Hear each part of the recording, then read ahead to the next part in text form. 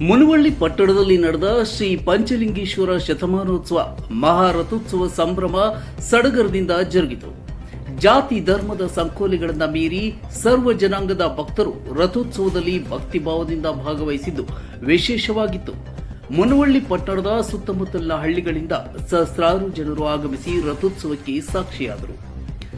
ಶ್ರೀ ಪಂಚಲಿಂಗೇಶ್ವರ ದೇವಸ್ಥಾನದಲ್ಲಿ ನಡೆದ ಜಾತ್ರಾ ಮಹೋತ್ಸವದ ಅಂಗವಾಗಿ ಉತ್ಸವ ಮೂರ್ತಿಯನ್ನು ವಿವಿಧ ಪುಷ್ಪಗಳಿಂದ ಅಲಂಕರಿಸಲಾದ ಭವ್ಯ ರಥದಲ್ಲಿ ಪ್ರತಿಷ್ಠಾಪಿಸುತ್ತಿದ್ದಂತೆ ಭಕ್ತರ ಹರ್ಷೋದ್ಗಾರ ಮುಗಿಲು ಮುಟ್ಟಿತು. ಹರ್ ಹರ್ ಮಹಾದೇವ್ ಎಂಬ ಘೋಷಣೆಗಳ ಮಧ್ಯೆ ಭಕ್ತರು ಭಕ್ತಿ ಭಾವದಿಂದ ತೇರು ಎಳೆದು ದೇವರ ಕೃಪೆಗೆ ಪಾತ್ರರಾದರು. ದೇಗುಲದಿಂದ ಮುಖ್ಯದ್ವಾರದವರೆಗೆ ಮತ್ತು ದೇವಸ್ಥಾನಕ್ಕೆ ವಾಪಸ್ಸಾಗುವವರೆಗೆ ಭಕ್ತರು ಉತ್ತತ್ತಿ ಬಾಳೆಯನ್ನು ಎಸೆದು ತಮ್ಮ ಭಕ್ತಿ ಸಮರ್ಪಿಸಿದರು. ಇಷ್ಟಾರ್ಥ ಸಿದ್ಧಿಗಾಗಿ ಶ್ರೀ ಪಂಚಲಿಂಗೇಶ್ವರನಿಗೆ ವಿಶೇಷ ಪ್ರಾರ್ಥನೆ ಸಲ್ಲಿಸಲಾಯಿತು.